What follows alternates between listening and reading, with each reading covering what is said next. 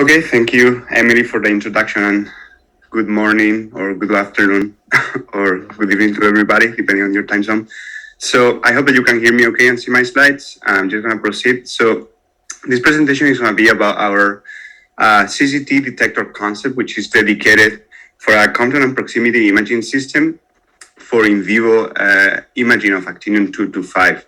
And this is basically a Monte Carlo based study, but if you plug into the end of the presentation, I will also talk briefly about some preliminary data obtained with a real prototype and I'll show you some images of in vivo actinium-225 using a proximity gamma camera.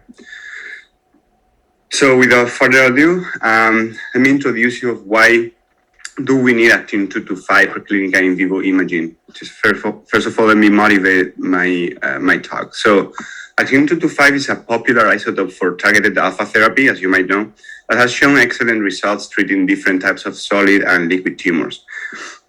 So actinium-225 is able to deliver a theoretical dose through the decay, the alpha decay, emitting an alpha particle and decaying into francium.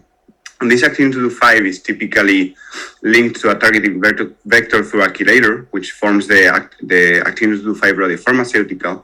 And one of the main issues or problems, potential challenges of this technique is that there's no guarantee that this francium daughter remains attached to the radiopharmaceutical. And this francium is going to keep decaying through alpha decay, so it's going to keep emitting alphas that, if they don't keep attached to the radiopharmaceutical, could deliver a toxic dose to the subject. So understanding the pharmacokinetics of new actinium-225 radiopharmaceuticals is crucial for their development, and this is ideally performed in live small animals. There is also a complementary technique, which is ex vivo actinium-225 imaging, and I recommend, if you're interested in this, that you visit Robin Peters' poster with ID 1229, also from UCSF. So actinium-225 emits two gamma rays, and in theory can be imaged, but the problem is that it's very challenging due to two reasons. So the first one is that these gamma rays are very high energy. So the gamma rays emitted by francium and bismuth are higher than 200 keVs, and typical commercial spec systems are not optimized for this energy because their collimators are not effective enough blocking high energy gammas, and also their detectors are not effective stopping high energy gammas. The second reason is that typical doses the second reason is due to the low sensitivity of current gamma cameras, because the typical doses that are injected for targeted alpha therapy are 1 or 2 orders of magnitude lower than those for beta therapy or imaging. They're typically below 1 microcurie. So say if you take 0.5 microcuries and then you try to image in a typical spec scan, you're going to obtain about 0.2 or 0.5 counts per second. So if you want to reach equivalent rates, imaging rates for like technicians, say, even in the lower end, you still need at least 1% sensitivity at minimum. So since collimators block most of the gamma rays and are the main source of low sensitivity, we propose a collimatorless gamma camera concept to reach very high sensitivities. So let me tell you about this concept, which is based on a ZZT technique. So the idea is that, so we went with a dual head detector, and each of the heads, you can see here on the top of the bottom, are composed of 2 ZZT planar detectors, which one of them act as a scatterer and another one as absorber for a Compton imaging device. But also, since we use a scatterer of high Z, principle they can absorb photons too. The scatterer can absorb photons, and then you can have proximity imaging as well. So this is a combined modality. So you might be familiar with the Compton imaging technique, which is basically relying on a gamma ray that interacts through Compton scattering in the scatterer, and then it's further absorbed downstream in the absorber. And then you can relate these two energies with the angle of the angle of the incoming gamma, the Compton angle, and then you can constrain the position of the source to this cone, and then if you overlay a few cones, then you can pinpoint the source location. On the other hand, proximity imaging just rely on detecting gammas, basically pure photoelectric absorption. And it's just an imaging technique based on the 1/r square dependence of the gamma flux. So just detecting the density of this gamma flux, you could pinpoint the source location too. So talking about image reconstruction, for Compton imaging, we went with a GPU accelerated least mode OSCM reconstruction algorithm, while for proximity imaging, we went for a non-least mode OSCM. And just to point out that the sensitivities and then the system matrices are calculated through Monte Carlo. So let me show you just very briefly the performance of the setup with point sources. The first thing we did was we simulated point sources at the center of the detector. And then here you can see that for a thickness of CCT thickness of 6 millimeters, you can obtain, for Compton, you can obtain a sensitivity larger than 1% already, only for Compton, for francium and for bismuth. While for proximity, since it's a modality that only relies on photoelectric absorptions, you have much higher sensitivity, up to 30% for francium. Regarding the spatial resolution, you can see here that the Compton imaging reaches for point sources between 2 and 3 millimeters at any distance from the scatter, while the proximity is a little bit more degraded, and also it has a larger dependency on the distance from the scatter, and it goes from like 0.5 centimeter to 1 centimeter for both isotopes.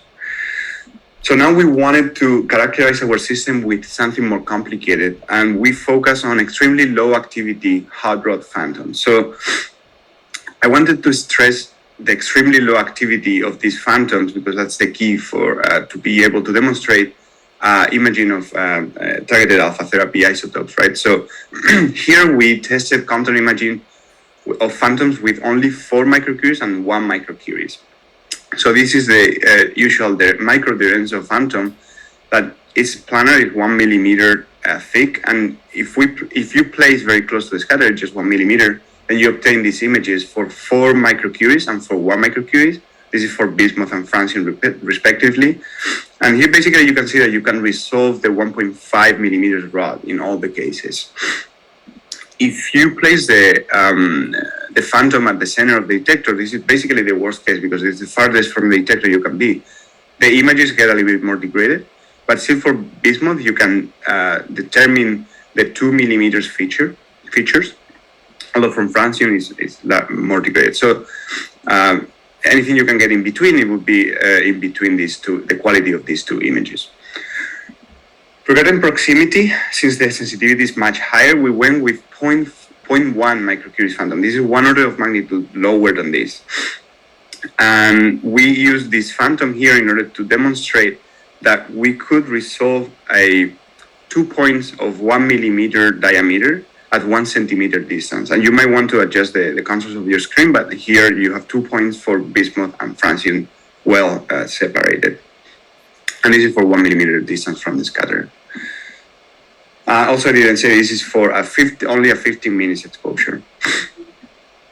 And then finally, we wanted to provide a proof of principle in a realistic setup for in vivo imaging of actinium-225. And for that, we simulated a full realistic mouse phantom. This is a MOBI phantom that includes all the organs, muscles, etc. And we virtually injected 0.5 microcuries to this mouse. And we basically, there are 3 organs that are sharing this 0.5, equally sharing this 0.5 microcuries dose: the brain, the muscle, and the spleen. So you have a hot region, the warm region will be the muscle, and then an intermediate region, which is the brain. And this is just the truth, the ground truth. I'm showing here the projections. And in only 15 minutes exposure, and this is with only Compton events, you can obtain tomographic images with a single bed position. I want to stress this single bed position, and that the fact that this is fully 3D for bismuth. As you can see here, I'm just showing the projections, and this is for francium. And you can pinpoint the brain and the spleen in this warm background pretty well. There are definitely some artifacts from the reconstruction we'll have to work on, and just to highlight, the francium images are a little bit worse due to the energy being a little bit lower and being more degraded for Compton imaging. Regarding proximity, we just exposed our virtual mouse to 5 minutes of data. So this is a factor of 3 less than the previous images. And yet you can get good planar images of the brain and the spleen for bismuth, and even better for francium. So here, the francium images are better than the bismuth images as opposed to the Compton imaging case. So this technique is basically complementary to Compton imaging due to the higher sensitivity of francium. And just to point out, I don't have much time to talk about this, that we are developing alternative reconstruction algorithms. So this one you can read in this paper, and this is a unit-based, this is basically machine learning-based that we are also exploring. And just to say that they already perform pretty well at these very early stages. This is all Monte Carlo wise. I'm just gonna change gear now and tell you about a real in vivo actinium-225 imaging using a proximity gamma camera. This is with a real prototype. This is a real prototype that was loaned to us by UC Davis. I would like to thank UC Davis. And this is basically an Anger camera without a collimator based on a scintillator plane, and also multi-channel PMTs that provide they are pixelated, so they provide the Anger logic. And we are currently performing imaging with only a 5 times 5 centimeter square area with BGO. And if you're more interested in details, you can visit these references here. So we deploy a mouse that was induced a tumor and was treated with 0.5 micrograms of actinium-225 DOTA YS5. And this is a 13 hours post-injection. So just to tell you that the real dose at this point was 0.2 microcuries. So if you turn on the camera, you can record data as high as 160 counts per second. And in only 10 minutes exposure, you get enough counts in order to get images, planar images of francium and bismuth that I'm showing here. So this is the energy spectrum. And if you constrain the image into these different energy windows for francium and for bismuth, that you can distinguish clearly even with BGO that has a low energy resolution, you'll be able to see these clouds here. And then here will be the tumor location for francium, here for bismuth, in some warm background given by the probably other organs like the liver and other organs of the mouse. So it's still very preliminary, and we don't want to draw any conclusion, but results seem very, very promising. And definitely we see the actinium.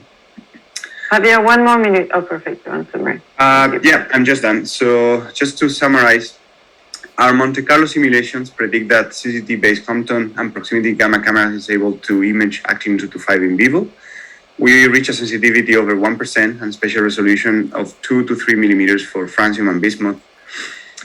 And then, on the other hand, on the other side, we provide a proof of principle of proximity imaging of actinium-225 radiopharmaceuticals in vivo, and this was in collaboration with UC Davis. And if you have any questions, you can shoot them now to me, or you can just send me an email. And just to thank all these people, especially the UC Davis group, because they were very helpful loaning us this proximity camera. And with that, I wrap up and I wait for questions, if any.